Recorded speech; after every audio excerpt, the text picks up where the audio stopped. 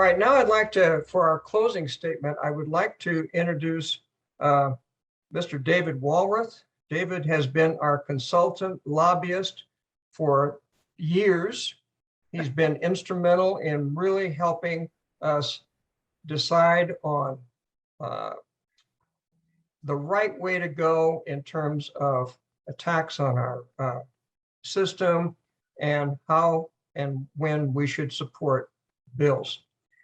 So I want to go ahead, and David is going to speak on a time to celebrate working together for a better retirement. So David, welcome and take it away. You got it. Thank you, President Ron. I trust the video and the mic are working. For those of you whose video is shut down, it's undoubtedly because your machine is trying to protect itself from trying to see my face, which usually breaks lenses and do other horrible things.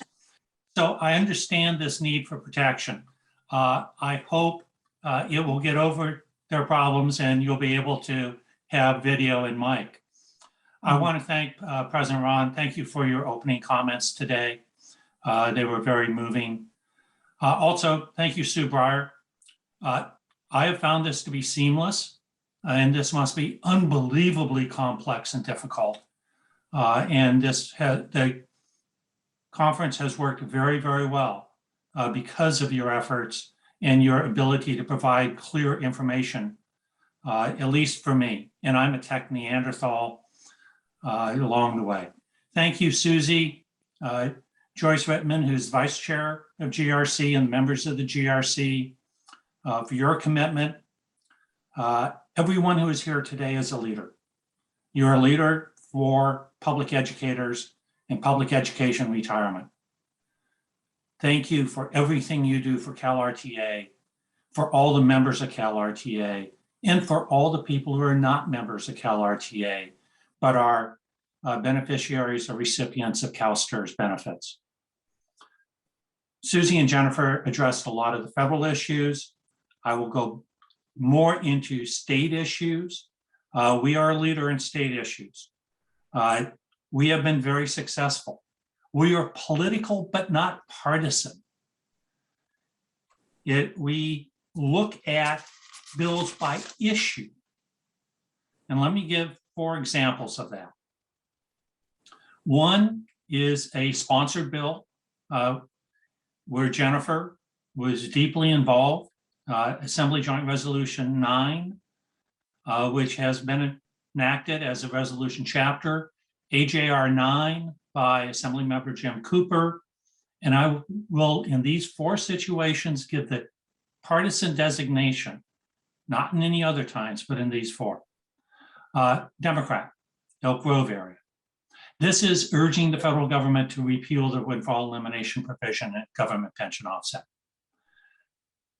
Blocking, and your phone calls into Mr. Cooper's committee were very, very helpful, instrumental, more than helpful, in blocking 3 bills over the last 18 months that would have created great harm to the ability of CalSTRS to provide benefits to current and future retired educators. One was AB 2998 by Assemblymember Kiley, who is a Republican. AB 1019 by Assemblymember Holden, who is a Democrat, and Senate Bill 457 by Senator Portantino, who is a Democrat. We look at issues, we oppose those 3 bills. It doesn't matter what the partisan designation is. We will oppose or support on how that bill affects retired educators. Also, it is how it affects the full funding for the California State Teachers Retirement System. Because if CalSTRS does not have adequate money to pay benefits, then this is not a good situation. So we have as a priority protecting the benefits for retired educators. We also have priorities in healthcare, protecting public education, and Susie and Jennifer talked a lot about the federal on Medicare, Medicaid, and repealing the windfall elimination provision and government pension offset. Some of the issues we've been working on, in addition to bills, are related to CalSTRS regulations and processes. We have been working with them to improve the audit process, because right now, the audit process has a result that is harmful for many retirees. If the CalSTRS finds an error that was made by the employer and a retiree was paid too much, it is the retiree who gets penalized to repay the excess. It was the employer's fault, not the retiree. We believe the employer should be obligated.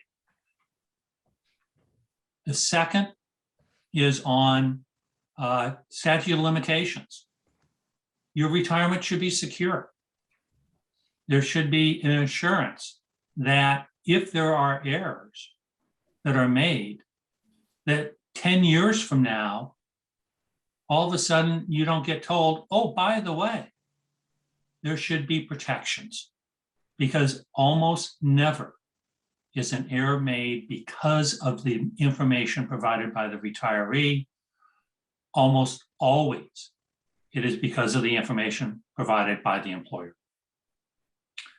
Supplemental benefit maintenance account, purchasing power, ensuring that retirees do not lose more than 15% of the original value of their pension to inflation. Our goal is 100% purchasing power. Right now we're at 85. We are looking at ways to increase that. CalSTRS board earlier this year talked about increasing benefits for those who are essentially older, who retired prior to 1998, not more recent retirees, 1998 and earlier. We are looking at how that can be implemented, and that will be one of our goals for next year, is looking at how we can improve retirement benefits for those individuals. So next year, we'll be looking at the audits, statute of limitations, and state benefit maintenance, thing you did to advance the goals of CalRTA in 2022. With that, I'll turn it back to President Ron.